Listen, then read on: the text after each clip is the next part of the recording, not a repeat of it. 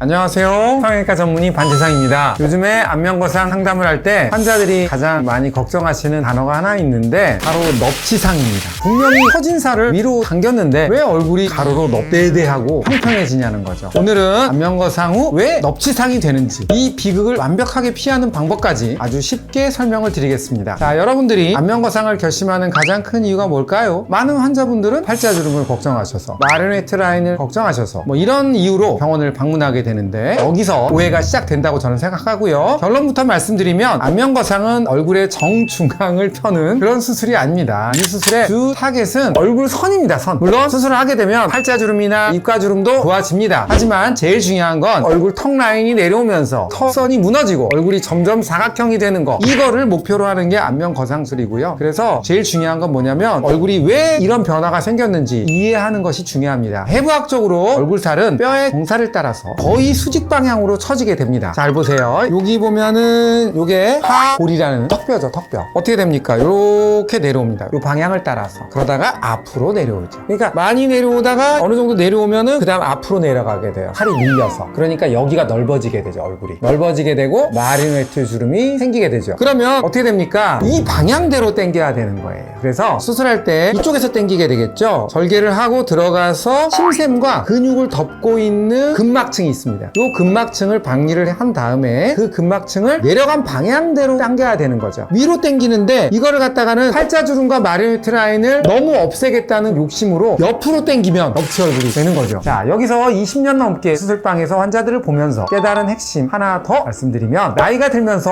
얼굴이 처지는 건 단순히 피부 겉면이 늘어나는 문제가 아니죠. 피부 안쪽의 지방과 면부 조직 자체가 밑으로 떨어지고요. 또 원래 있어야 할 자리에 있는 볼륨이 꺼지는 것이 동반되는 게 같이 일어나는 본질입니다. 속은 텅 비어 있는데 겉만 과도하게 옆으로 잡아 당기면 얼굴이 납작하게 평평하게 되고요. 반대로 우리의 골격에 맞춰서 늘어진 방향대로 그대로 잘 당겨주면 얼굴의 가로폭은 유지되면서 턱선이 매끄럽게 정리가 되고요. 팔자주름과 마르네트 주름도 자연스럽게 개선이 됩니다. 자, 오늘은 안면거상 수술 후 넙치가 되는 비극을 피하는 방법을 알아봤습니다. 자연스러운 동안을 만들기 위해서는 내 얼굴에 맞는 영리한 조합이 필요하죠. 안면거상으로 처진 아웃라인을 깔끔하게 정리하고 이미 꺼져버린 볼륨은 아테콜 같은 정교한 시술로 자연스럽게 채워주는 것. 당길 곳은 확실하게 당기고 채울 곳은 단단하게 채워주면 여러분의 진짜 리즈 시절의 얼굴을 다시 만나볼 수 있습니다. 안전하게 그리고 자연스럽게 여러분의 진짜 리즈 시절을 되찾길 바랍니다. 이상 성형외과 전문의 반재상이었습니다. 감사합니다.